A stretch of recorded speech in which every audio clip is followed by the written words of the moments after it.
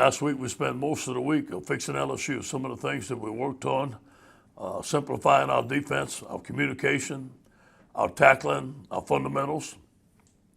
On offense, we started with the goal line, especially at the 1 yard line, making better choices at the 1 yard line. I do believe we fixed it. On third down, identifying the problems on third down, fixing them, better scheme, better execution. On special teams, kickoff coverage. So that was a big emphasis for us last week. You know, we started game planning on Florida, as you guys know. And then Wednesday, we found out we weren't playing Florida, so we got to turn around and game plan some of South Carolina. On Wednesday and Thursday, our guys had Friday and Saturday off. I talked to Coach Moffitt. They were rested in the weight room today, ready to go.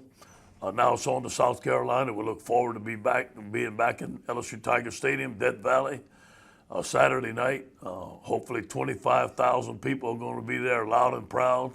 Can't wait to get off that bus or that Tiger Walk and hear our guys, hear our home stadium, and get that energy going. Will Muschamp has done a tremendous job with the South Carolina team. They got a two-win winning streak right now. Played great against Auburn. Mike Bobo has done a tremendous job with his offense. He's brought his quarterback with him.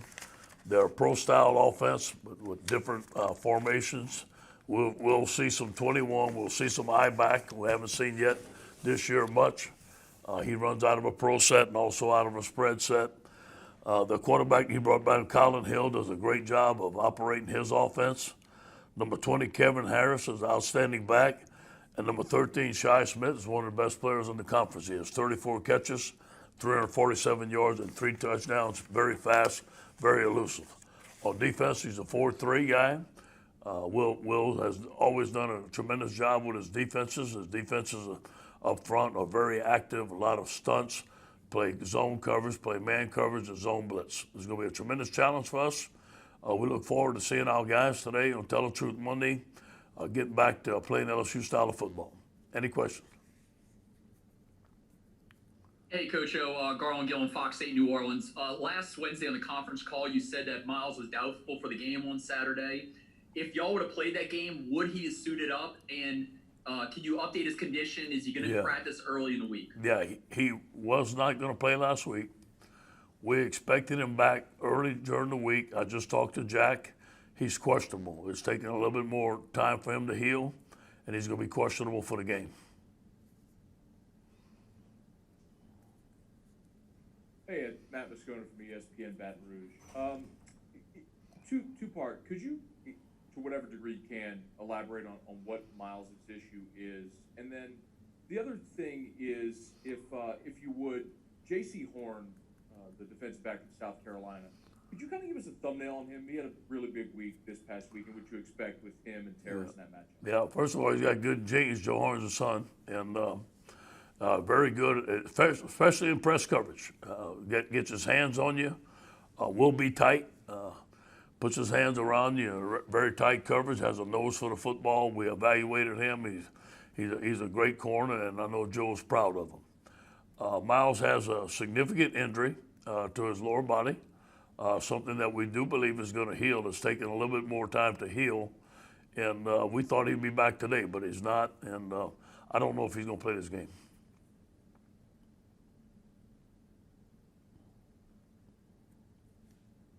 I think I'm unmuted.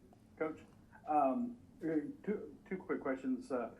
First of all, with the coronavirus situation and Coach Mullen having it, Coach Saban, they thought had it, have you been able to avoid it? I don't know if we've asked you personally. And second of all, we hear South Carolina described as a tough team. How do you have to match their toughness, their grit Saturday night? Yeah, first of all, we have to be aware, follow the protocol, and hopefully that I'm able to stay free of it during the season. And I think that it would be tough to be away from our football team. And I can understand Coach Saban not wanting to be away from his team, anybody.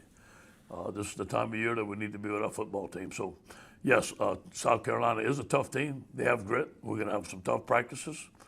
We're going to have to find out about ourselves. I like to pride ourselves in being tough, but we're going to find out on Saturday who can be the toughest team. And following up with, kind of the quarterback situation, you had another week with your true freshman back there preparing again for the possibility of playing, what have you seen the growth for them? Has anybody kind of stepped forward yet to you? To be honest, they both had fantastic weeks. Both of them are very impressive. I believe both of those guys have NFL talent, quarterback.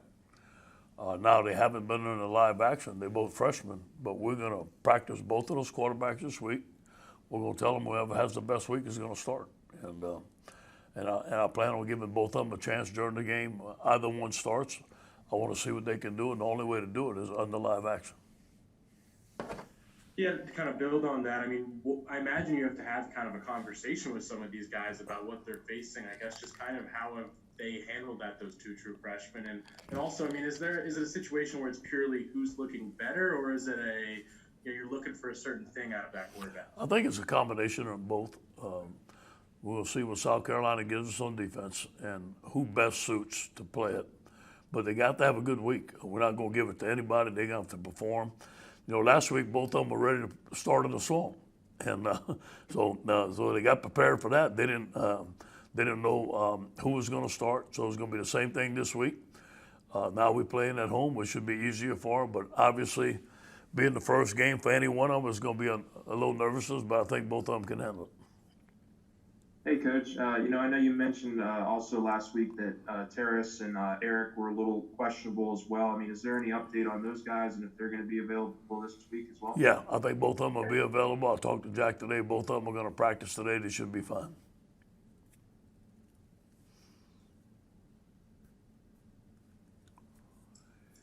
Hey, Coach, just wondering, what did you find in your self-scout? You had some time to kind of look at yourselves and figure out maybe some quick areas that you can fix. Yeah. Shooting ourselves in the foot. It's all about us making mistakes, communication, not having the right gap fits, not aligning the formations, not making the proper calls, guys running wide open down the field. It all comes down to communication. It all comes down to simplification, what our guys can handle. I think this week we did a lot of soul searching on what we're telling the guys, how we're telling them. You know, it's not how much we know, it's how much they know. And they've got to be able to do that on the field. So most of all, it was about us shooting ourselves in the foot. Hey, Coach Garland again with a follow-up. I think Finley, when he enrolled at LSU, he was in the 260 range weight. I think he's down to about 240. Yeah. I think we know him as a passer, but can he also make moves now, getting that lower weight down to 240? Yeah, I think it's helped him. He scrambled. We had a 2-minute drill on Thursday. He scrambled out of there. Looked very, very good. And, you know, obviously Max is very fast. I think Max is comparable in speed to Joe Burrow, a little bit faster. Max is a better scrambler than TJ. He's more of a dual threat quarterback. But if so, TJ can move out of the pocket and avoid the rush. Hey, it's Matt Moscona again. I have a COVID question, if I could. There's a really extensive feature at SI today about contact tracing being even a bigger issue, really, than positive tests. I'm curious, and part of the crux, and I don't know if you had a chance to read it yet, but Todd Berry and Mac Rhodes, a lot of coaches and ADs have said they're considering allowing players the opportunity to test out of contact tracing, where they have to sit out for 14 days. Have you all as a staff or as an athletic department talked about that? Do you have a feeling on that generally? Yeah, we have talked about that with Shelley, with Jack. We talked about that obviously in August. You know, we had a lot of talks on the Zoom meetings in the SEC. That was discussed on how we could do that, how we can get out of it, and not getting guys quarantined for 14 days. Because the thing happens, a guy gets quarantined for 14 days, he doesn't have COVID, he can come back and get the COVID. It's like a domino effect. So how do we stop the domino effect? We have discussed that.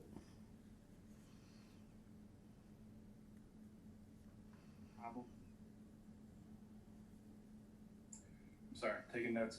Just to follow up, you talked about the communication, and I was just curious, is that to the field or on the field that you are finding that you're having the most? Mostly on the field. Now, we had one miscommunication last week against Missouri.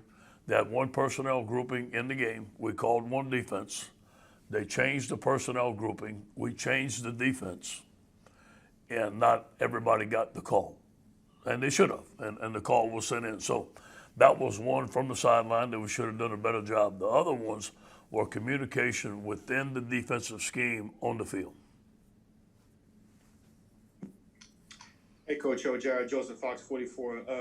Is there a scenario where this game, if TJ or Max goes, that one of the freshmen could end up being the hot hand that rides the quarterback position for the rest of the season? No, you know, Miles is showing that he can be our quarterback. I mean, he's had 3 phenomenal football games. We like Miles, but hey, I'm telling you, these 2 young quarterbacks are great players, and I'm anxious to see what they can do, and we'll cross that bridge when we get there. But right now, Miles is our starting quarterback.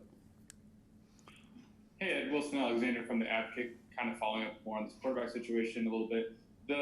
How important would it be for y'all to really get the running game going if you do have to go to one of these true freshmen? Last week against Missouri, only rushing for Really 49 important. yards. Yeah, and I should have said that on offense. That it was the running game on first down. I should have said that. We worked hard on that last week. It's really important, this game and any game, for us to get the running game going.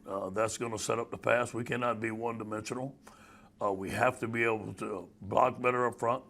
We have to be able to run the football better in order to not get behind on 2nd and 10, 3rd and 10, and we got to get in the manageable downs.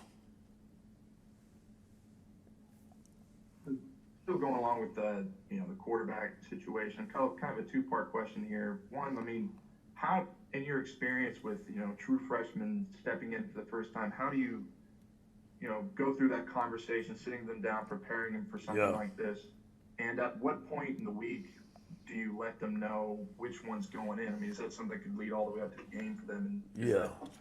I think, to be fair to them, after Thursday's practice, we should tell them. I think, Friday morning I'll sit down and talk to them and tell them I believe in them, tell them they'll be fine. Just do the things that they can do. That's why they were recruited here. That's why they came here. Both of those guys, I think it really helped that they were here last spring. And although we didn't have spring football, that they matured a lot. They've been in the meetings a lot. They know our offense. And again, Steve's going to have to do what they can do. He knows what both of them can do. Call the game that they can manage the game. Hey, Coach, Ben Briner from the State Newspaper. What kind of progress did you see from South Carolina's offensive line from the beginning of the year compared to last game when they kind of changed up the rotation? We were talking about them this morning. Obviously, I coached the defensive line. We had an offensive line scouting report, an extensive scouting report on each one of the young men. They're very good on their double team blocks. They're very well coached. Their center can handle a nose tackle one-on-one. He'll reach him, and in our game, a nose tackle can't get handled by a center. He's got to get double team. I think they're better run blockers right now. They are in pass protection. They've struggled in pass protection. That's why they made a change. I think they're getting better at it. But their quick game enables them to hide maybe a guy that's not as strong in pass protection, a better run game protector. Their quick game with their quarterback and their number 13 is phenomenal. The play action game, their sprints and their boots. So they have ways to cover for that. Hey, Coach O, this is William with Tiger Rag Magazine. I want to ask this question because it is 2020. What's the preparation like behind TJ and Max in case something really goes bad with injuries? Who do you have to prepare as an emergency guy who maybe can run the offense if possible? Yeah, we have a couple of guys that are on our team that we feel that can go in and operate or act Steve that. AJ will probably be the third team guy today. We have a couple of guys that have been with us for a while, and they can go in there and operate the game. Now, obviously, it's not going to be the same as Max and TJ, but it's a good question. We have to be prepared for that. Hey, Coach, good afternoon. During the offseason, I spoke to Will Muschamp, and he said he was happy for you and the staff. He said he knew a lot of guys on the staff when you won the national title and everything. It seems like he's always a very fiery competitor and a kind of a survivor. Just what are your thoughts on him as a head coach? He's a great guy. I love him. I love talking to him. He's always been a friend, always been a good guy, great defensive coach. I'm happy to see him having success. He's not a big ego guy. Gets along with everybody. And got to credit him. He's got his football team playing very well. He made a change on offense. You can see the difference. His defense is playing with fire. They're playing with toughness. that tight end that plays, it blocks. He reminds me of Foster Morrow because they have some toughness in them. So, you know, they're playing his temperament. That's who he is. Hey, Coach, you had mentioned South Carolina's running back Kevin Harris in your opening comments. Could you just expand on what you think of him and the season he's having so far? Yeah, he's hard to tackle. He's hard to get down with one guy. He sees the hole, outstanding. He can block. He has vision. He breaks tackles, and he can catch the ball out of the backfield. He's all around back.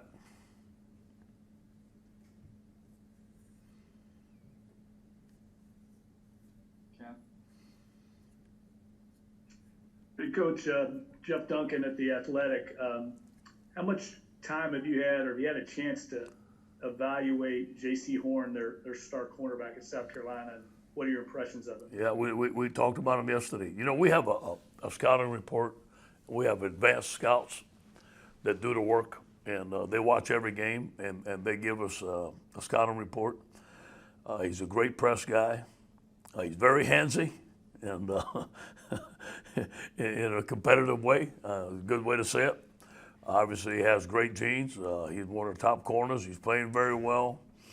He's an open field tackler, plays the ball very well. Outstanding player.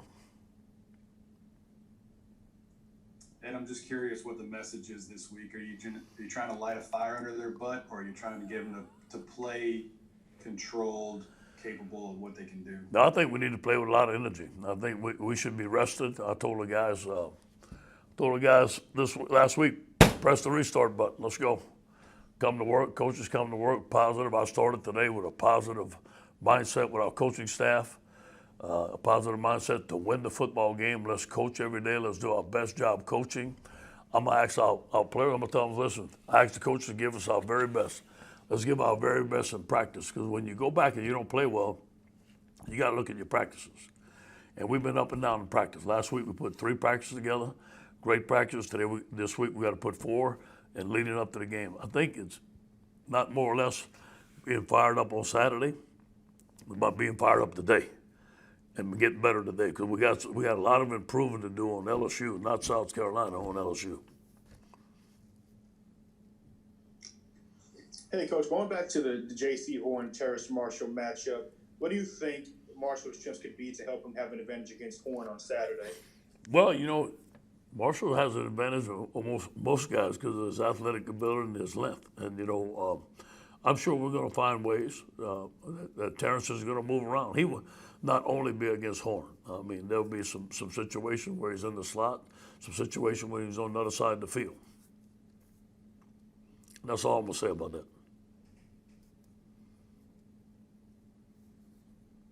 Hey, Ed Wilson, I was in from the Advocate again. You talked about, hitting the reset button and trying to get some better practices. Do you think that maybe it could help y'all in some ways that you didn't actually have the Florida game, or would you rather have that game to continue getting better? Yeah, or did you like having time off? Good question. You know, obviously, if we were going to play Florida, it was going to be good. But I come to find out, talking to Jack, our players were tired. Our players were beat up. They needed the time off. Talking to Tommy, it seemed like our guys came back today re-energized. We had a few guys banged up that needed the weekend to get a little bit better. I thought having the weekend off would help Miles, but obviously it hasn't, so we're going to have to deal with that, the task at hand. But it turned out to be a good thing for us. Our guys could get some rest. We need to build off of this because we had 2 extra days on South Carolina, so we should be ahead this week.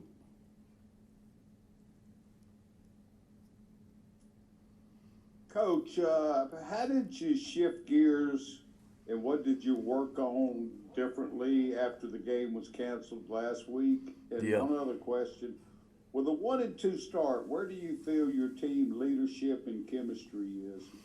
Yeah, let me go with the last one. First of all, our guys have had a great attitude. And the only thing I asked them to do, I told them, we got to coach you better.